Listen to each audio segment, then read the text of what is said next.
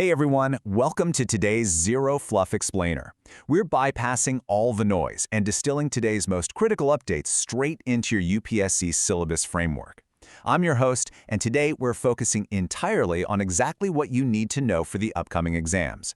We're taking the scattered news of the day and plugging it directly into your foundational concepts so you can see the big picture immediately. Let's get right into it. 38. That is the brand new total sanctioned strength of the Supreme Court of India. It's a massive shift in our judicial structure, and it's exactly where we're going to start today's mapping of current events right to your static syllabus. Here is your syllabus map for today's edition. We'll be hitting polity and governance basics, global geopolitics and IR, some health and economy updates, mains, practice questions, and finally, a rapid-fire prelims summary. Okay, kicking things off with Section 1, Polity and Governance Basics, targeting GS Paper 2. Let's map this current event directly to your constitutional foundation. So, with Parliament currently out of session, President Draupadi Murmu stepped in using her powers under Article 123 to promulgate an ordinance. This specifically amends Section 2 of the Supreme Court Number of Judges Act of 1956. Now, you might be wondering, why the sudden urgency? Well, the Supreme Court is absolutely drowning in a massive backlog of over 93,000 cases, and this crisis was significantly worsened by the post-COVID e-filing surge. The sheer extreme urgency of this bottleneck basically forced the executive to step in while Parliament was in recess. So to combat this, the judge strength is being bumped up from 33 to 37, and that's excluding the Chief Justice. What's really fascinating here is the stark contrast. Think about the framers' original constitutional vision in Article 124. They envisioned a Supreme Court of just 7 judges alongside the Chief Justice. And now, our modern reality under this new ordinance brings the total to 38 judges. It's a perfect example of how our polity literally has to evolve dynamically to meet contemporary administrative burdens. And keep in mind, the last time Parliament amended this strength was back in 2019, making this a major structural update after a 6-year hiatus. Moving right along to Section 2, Global Geopolitics and IR, looking at shifting alliances for GS Paper 2. For this section, I want you to think energy, tech, and trade. First up, PM Modi just landed in Oslo for the 3rd Nordic-India Summit. This is a big deal, folks. The first bilateral visit by an Indian PM to Norway in 43 years. The strategic takeaway? Energy security. Norway's Equinor just locked in a 15-year LNG deal with India. Next, let's look at the Netherlands. Our ties are now officially a strategic partnership, and the crown jewel here is the Tata ASML semiconductor fab project. ASML is literally the only company in the world making advanced EUV lithography machines, so this is a massive supply chain victory for India's technological autonomy.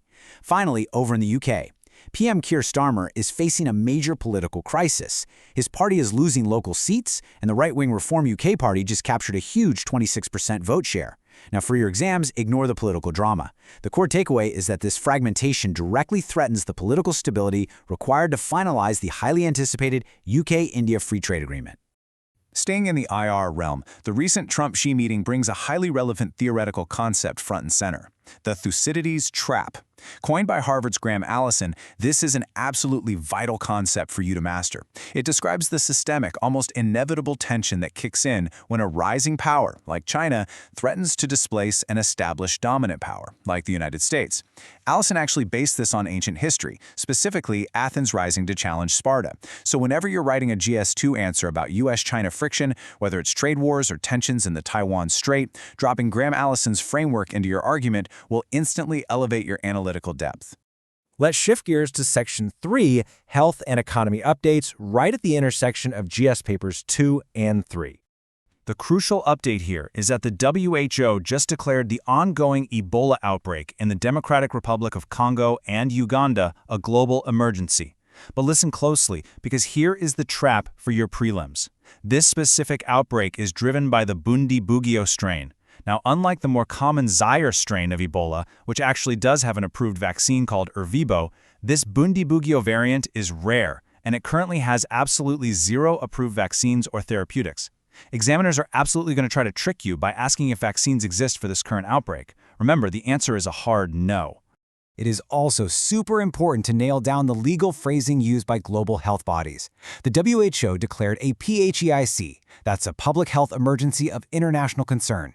Under the 2005 International Health Regulations, this is a very distinct legal framework. A PHEIC is not the same thing as a pandemic.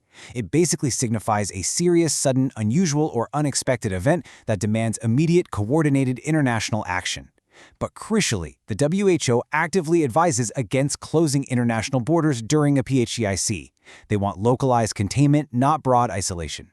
Now looking over at GS3 Economy, our April 2026 export performance highlights a massive, yet somewhat quiet, structural shift in the Indian economy.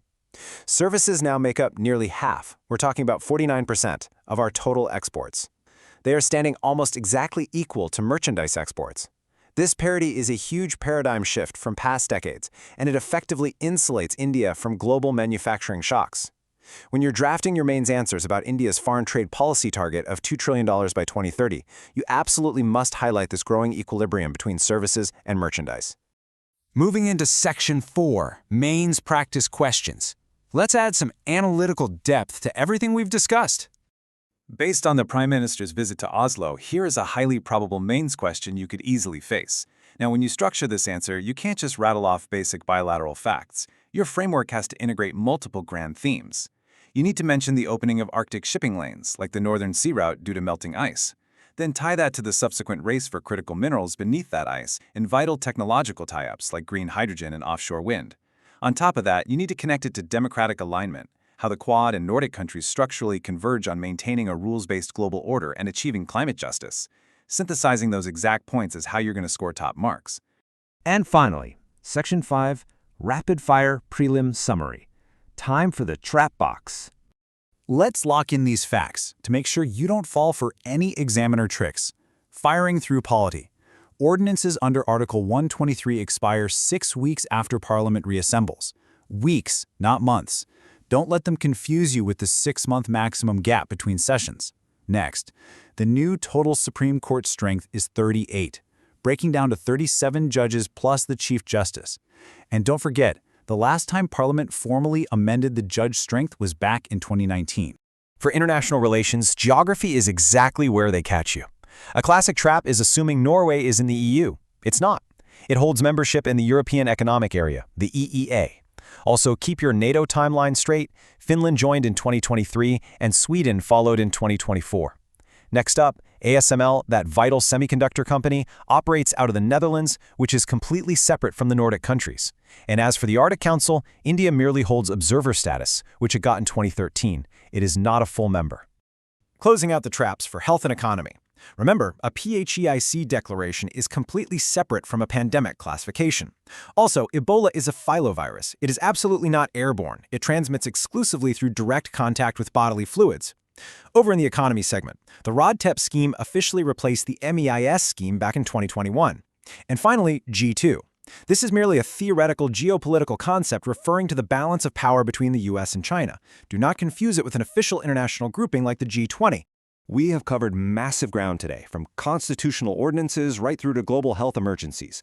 Keep grinding and keep mapping these current events directly to your foundation.